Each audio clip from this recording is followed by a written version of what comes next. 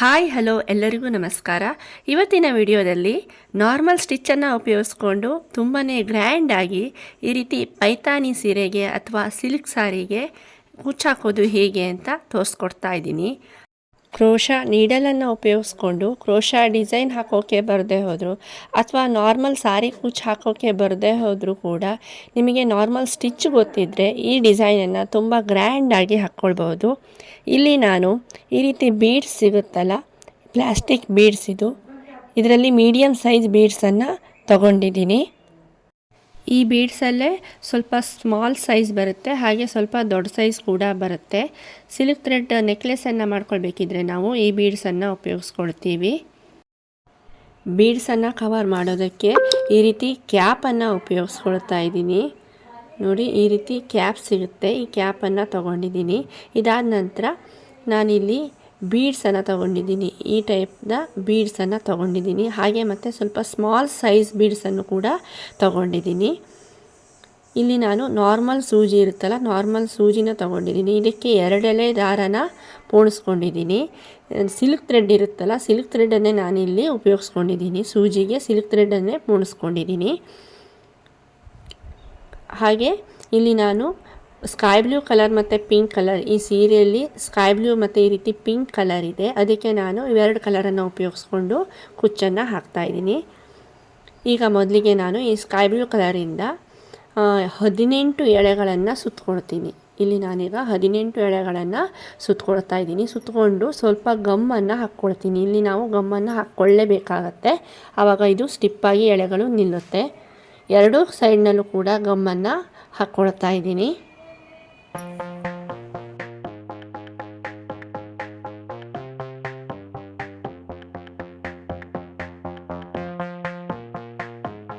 ಈಗ ಈ ಬೀಡನ್ನು ತಗೊಂಡು ಇದಕ್ಕೆ ಸ್ವಲ್ಪ ಫ್ಯಾಬ್ರಿಕ್ ಗ್ಲೂವನ್ನು ಹಾಕ್ಕೊಂಡು ಇದಕ್ಕೆ ಸಿಲ್ಕ್ ಥ್ರೆಡ್ಡನ್ನು ಎಳೆಗಳನ್ನು ಮಾಡ್ಕೊಂಡಿರ್ತೀವಲ್ಲ ಅದನ್ನು ಅಂಟಿಸ್ಕೊಳ್ತೀನಿ. ಅದನ್ನು ಅಂಟಿಸ್ಕೊಂಡು ಒಂದು 3 ನಿಮಿಷ ಹಾಗೆ ಡ್ರೈ ಆಗೋಕ್ಕೆ ಬಿಡ್ತೀನಿ. ಇಲ್ಲ ಅಂತಂದರೆ ಅದು ಎಳೆದ್ಕೊಂಡು ಬಂದುಬಿಡುತ್ತೆ. ಸ್ವಲ್ಪ ಡ್ರೈ ಆದರೆ ಅದು ಕೂತ್ಕೊಂಡಿರುತ್ತೆ. ಈ ರೀತಿ ಒಂದು ಟೂತ್ ಪಿಕ್ ಇರುತ್ತಲ್ಲ, ಅದರಿಂದ ಸ್ವಲ್ಪ ನೀಟಾಗಿ ಅಂಟಿಸ್ಕೊಳ್ತೀನಿ. ಇದು ಈಗ ಡ್ರೈ ಆಗಿದೆ. ಈಗ ಸಿಲ್ಕ್ ಥ್ರೆಡನ್ನು ಬೀಡಿಗೆ ನೀಟಾಗಿ ಸುತ್ತಕೊಳ್ತಾ ಬರ್ತೀನಿ. ಅಭ್ಯಾಸ ಇಲ್ಲದೆ ಹೋದಾಗ ಫಸ್ಟು 1 ಬೀಡ್ ಅಥವಾ 2 ಬೀಡ್ ಸುತ್ತಕೊಳ್ಬೇಕಿದ್ರೆ ಸ್ವಲ್ಪ ಕಷ್ಟ ಅನಿಸ್ಬೋದು. ಆಮೇಲೆ ನಾವು ಇದನ್ನು ತುಂಬ ಈಸಿಯಾಗಿ ಸುತ್ತಕೊಳ್ಬೋದು.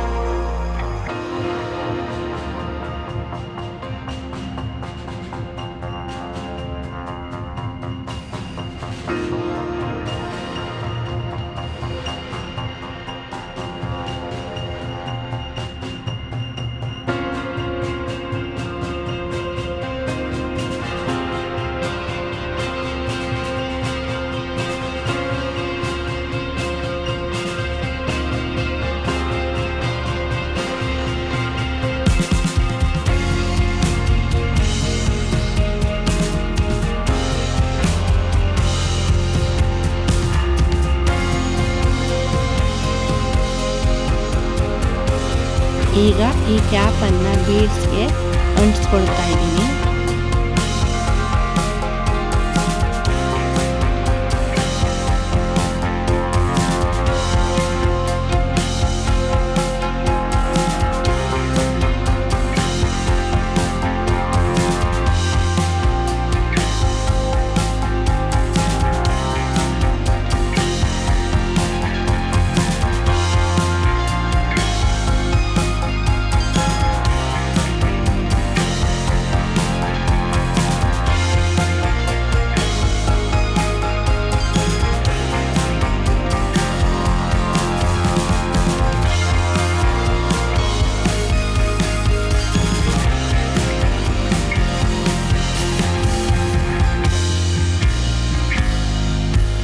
ಈಗ ಬೀಡ್ಸ್ ರೆಡಿ ಆಯಿತು.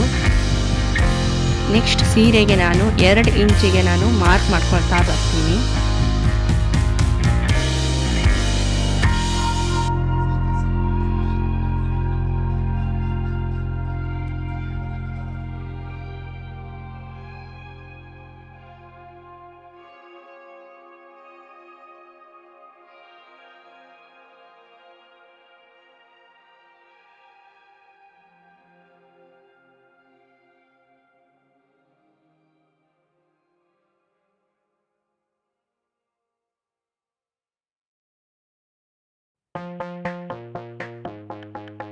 ಈಗ ನಾರ್ಮಲ್ ಸ್ಟಿಚ್ಚನ್ನು ಉಪಯೋಗಿಸ್ಕೊಂಡು ಬೀಡ್ಸನ್ನು ಹಾಕ್ಕೊಳ್ತಾ ಬರ್ತೀನಿ.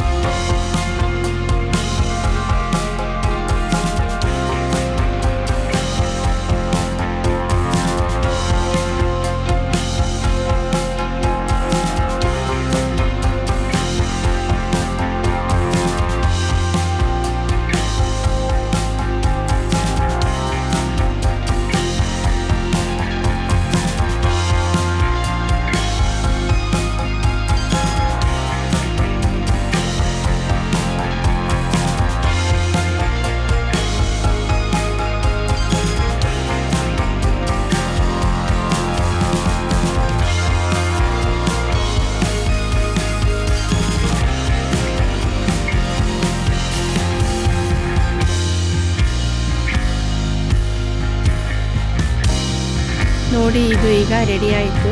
ತುಂಬ ಸುಲಭದಲ್ಲಿ ತುಂಬ ಗ್ರ್ಯಾಂಡಾಗಿ ನಾರ್ಮಲ್ ಸ್ಟಿಚ್ಚನ್ನು ಉಪಯೋಗಿಸ್ಕೊಂಡು ನಾವು ಸಾರಿ ಕುಚ್ಚನ್ನು ಹೇಗೆ ಹಾಕೋದು ಅಂತ ನೋಡಿದ್ರಲ್ವ. ಇವತ್ತಿನ ಈ ವಿಡಿಯೋ ನಿಮಗೆ ಅರ್ಥ ಆಗಿದೆ ಅಂದ್ಕೊಳ್ತೀನಿ.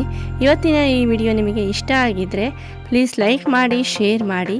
ಹಾಗೆ ಇನ್ನೂ ನನ್ನ ಚಾನಲನ್ನು ಸಬ್ಸ್ಕ್ರೈಬ್ ಮಾಡಿಲ್ಲ ಅಂತಂದರೆ ಸಬ್ಸ್ಕ್ರೈಬ್ ಮಾಡಿಕೊಂಡು ನೋಡಿ.